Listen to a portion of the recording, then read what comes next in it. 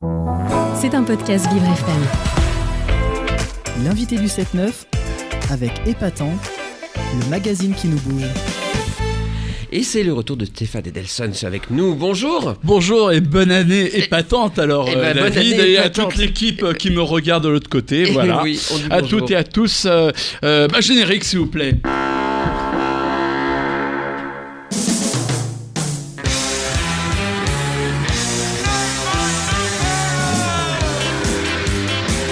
Le quart d'heure Edelson. Stéphane Edelson. Et oui, bonne année à tous et à toutes. Vous savez, Gaspard qui est mon invité, j'ai rêvé cette nuit qu'une auditrice m'appelait pour me demander si le papier était bon. Et à ce moment-là, je me suis réveillé, voilà. Et je suis arrivé, je me suis dit, est-ce que j'ai fait mon papier ? Ouais, ça allait. Alors, pour commencer, déjà, un petit souvenir. Vous savez, ouais, parce que c'est le nouvel an, on se raconte des trucs. Vous savez, je sais pas si c'est vous, c'était comme ça, mais chez moi, ça l'était. Hein. Étant môme, j'adorais les pubs. Je comprenais bien que les éléphants jouaient au foot avec des valises, c'était du bidon, mais qu'il fallait comprendre le message qui était derrière. On faisait déjà de la philo à peu près en CE1. Ainsi, en électroménager, il y en avait deux qui m'ont marqué, des pubs. La première, c'était pour la marque Vedette, qui servait d'une vieille lavandière édentée, la mère Denis, pour nous vendre des machines à laver toutes pourries. Ça c'est vrai ça. Vedette mérite votre confiance.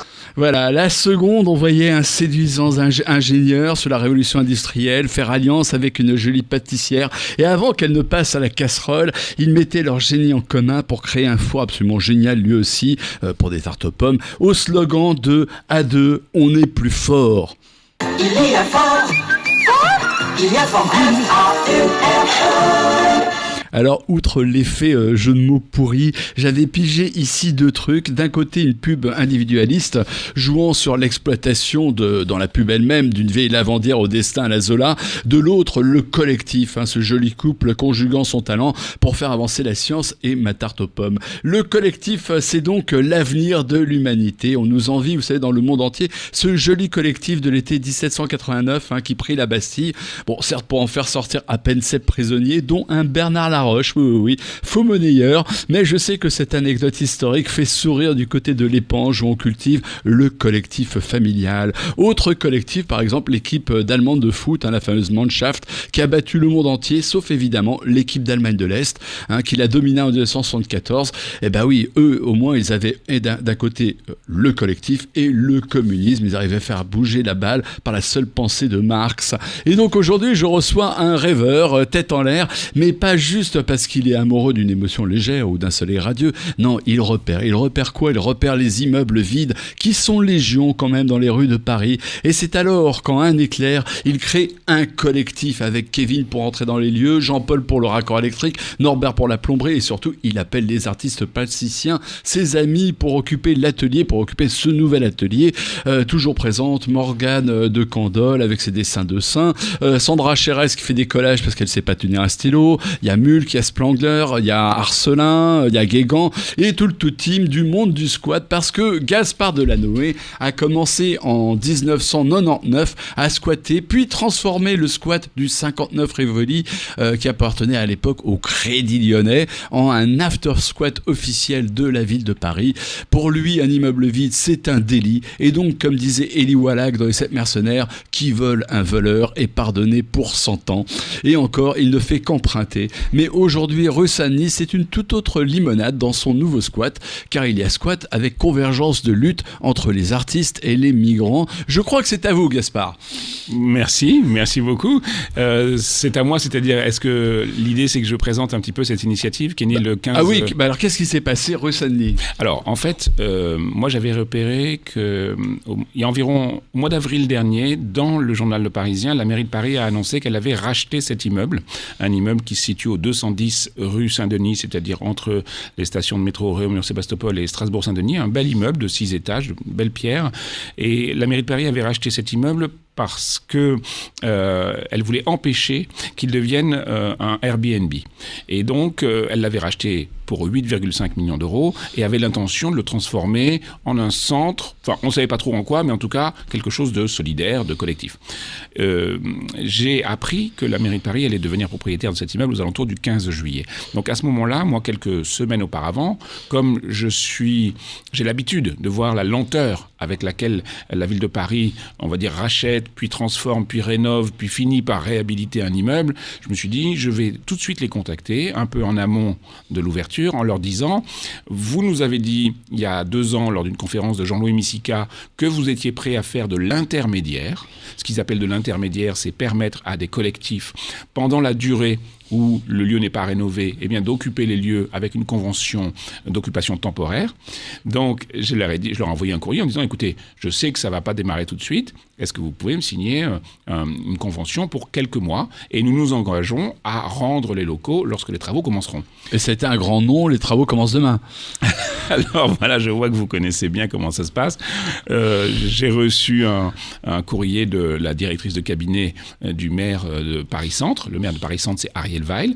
Donc j'ai reçu un courrier de sa directrice de cabinet qui m'a dit non, écoutez, les travaux vont commencer incessamment sous peu et je peux vous assurer que dès le mois de septembre, le bâtiment sera opérationnel. Alors je me suis permis de leur répondre, vous êtes sûr ? Et j'ai eu une sorte de fin de non-recevoir. Oui, je suis sûr, c'est septembre. Là-dessus, le mois de septembre est arrivé. Que s'est-il passé ? Rien. Le mois d'octobre a suivi. Que s'est-il passé ? Rien. Le mois de novembre a suivi. Oui, parce que les mois se suivent comme ça. Ouais. Et que s'est-il passé ? Rien. Donc là, j'ai commencé à être très, très énervé. Et donc, à ce moment-là, je me suis dit, je vais appeler les amis. Les amis, c'est Kevin Seitz, que vous avez cité tout à l'heure, qui est, on va dire, un des plus grands ouvreurs de squat parisiens au cours des 10 dernières années. Ouvreur de squat, ça veut dire qu'il sait par où passer, comment déblinder une porte, voilà quoi. Alors, ouvreur de squat, ça veut dire... En effet, d'une part, savoir par où passer, savoir déblinder une porte, savoir changer une serrure très, très, très rapidement, savoir remettre l'électricité et remettre l'eau. Ouais, parce qu'une fois qu'on a forcé la porte, il faut la refermer derrière pour ne pas être expulsé par la police, par exemple. Alors voilà, c'est ça. Ce qu'on appelle une ouverture, c'est en vérité une fermeture. C'est-à-dire que nous, ce qu'on appelle une ouverture, c'est quand on réussit à mettre notre propre verrou sur la porte et donc à pouvoir fermer le lieu. Parce qu'à partir de ce moment-là, il est à nous. Donc vous avez réussi à prendre ce lieu, rue Saint-Denis, les artistes sont arrivés, comment ça s'est passé ? Qu'est-ce qui s'est passé ? C'est quelque chose de différent là. Alors, ce qui s'est passé, chaque histoire de squat est différente. Là, en l'occurrence, on savait que c'était à la ville de Paris. Donc, ce qu'on a fait, on est rentré, on a fait une occupation, ce qu'on appelle sous-marine, on appelle ça le sous-marin pendant 1 semaine, parce qu'il faut être capable de prouver que vous êtes là depuis plus de 48 heures pour pouvoir échapper aux flics. Parce que s'ils vous prennent dans les premières 48 heures, vous pouvez être viré. Si ce n'est pas le cas, ils ne peuvent plus vous virer comme ça du jour au lendemain. Ils sont obligés d'entamer une procédure. Bien. Donc, on a fait le sous-marin. Une fois que le sous-marin était terminé, hop, on a sorti le périscope et on a ouvert les portes. Et là, évidemment, la ville de Paris a tout de suite été au courant parce qu'il y a peut-être une alarme qui s'est déclenchée. Enfin, bon, voilà, il y a eu un truc. Et on a eu la surprise, le premier jour d'ouverture, de voir arriver la directrice générale de Paris Habitat. Paris Habitat, c'est un énorme bailleur social qui possède des dizaines et des dizaines d'immeubles dans Paris. Et elle était furieuse. Alors, ce qui était drôle, c'est qu'on la connaissait.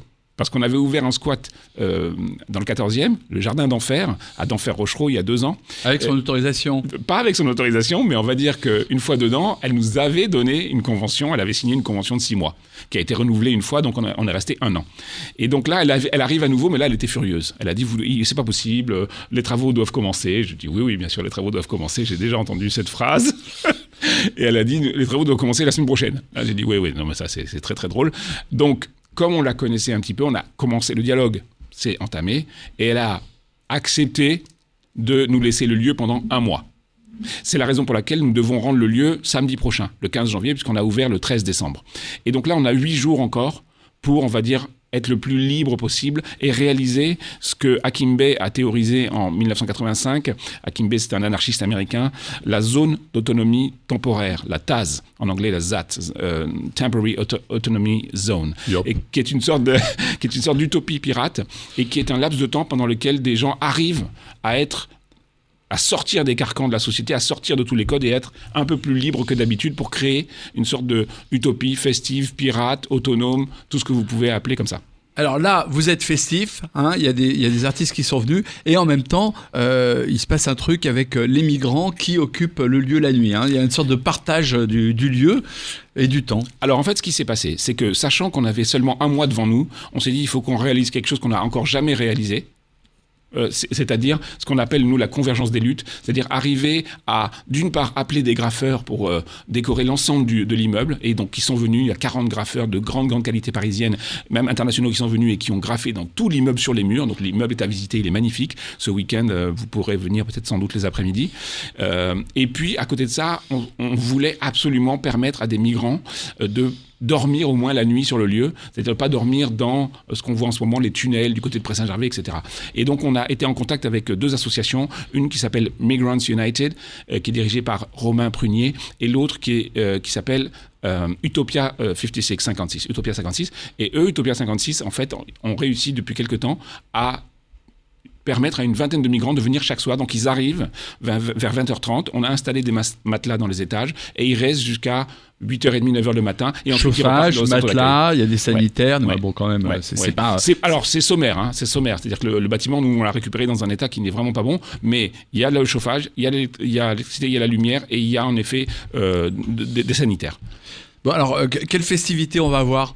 Alors, quelle festivité ? On va continuer pendant les 8 jours qui viennent d'essayer d'ouvrir les après-midi, de permettre à tous les citoyens parisiens de venir voir cet immeuble dans l'après-midi, donc de visiter entre 14h30 et 18h, 19h le lieu.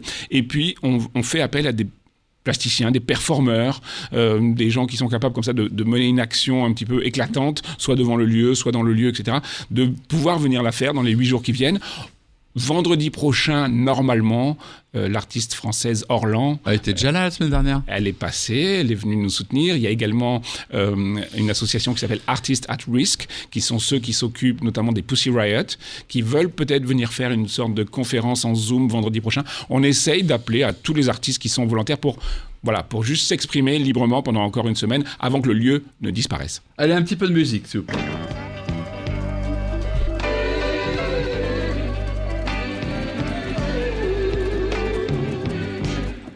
Sodomy,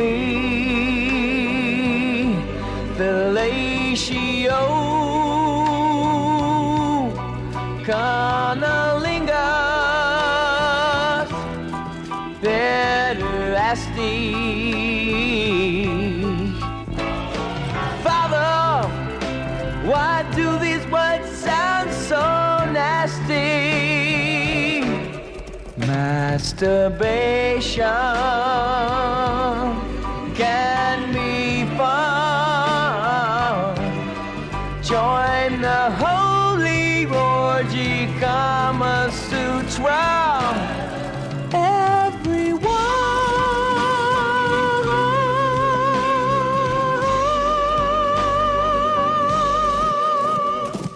C'était Sodomie, ça fait toujours plaisir le matin. Voilà, bah oui, c'est comme ça. R. Milos Forman. Alors à vous, Gaspard, dites-nous où est-ce que c'est et quand est-ce qu'on se retrouve ? Alors, c'est au 210 rue Saint-Denis. Donc, c'est entre les métros Réaumur-Sébastopol et Strasbourg-Saint-Denis. C'est très, très facile à trouver. C'est un bâtiment sur lequel il y a marqué Surabaya, qui est l'ancien nom du bâtiment. Et les après-midi de ce week-end, c'est-à-dire samedi après-midi, dimanche après-midi, entre 14h et 18h30, eh bien, passez nous voir, venez vous exprimer, et venez la semaine prochaine également. Puis venez voir les grappes, parce que c'est entièrement repeint. Qui est l'artiste ? Il y a plein d'artistes, je peux pas tous les citer, il y en a 40, et si j'en cite quelques-uns, ceux que je ne citerai pas vont être jaloux.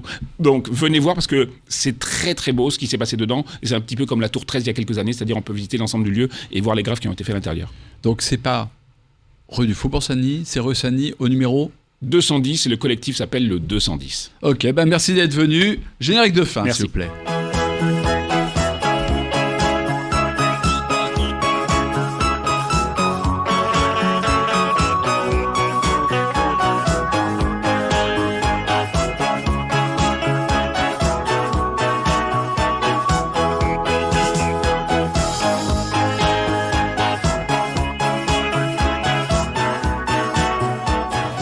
C'était un podcast Vivre FM. Si vous avez apprécié ce programme, n'hésitez pas à vous abonner.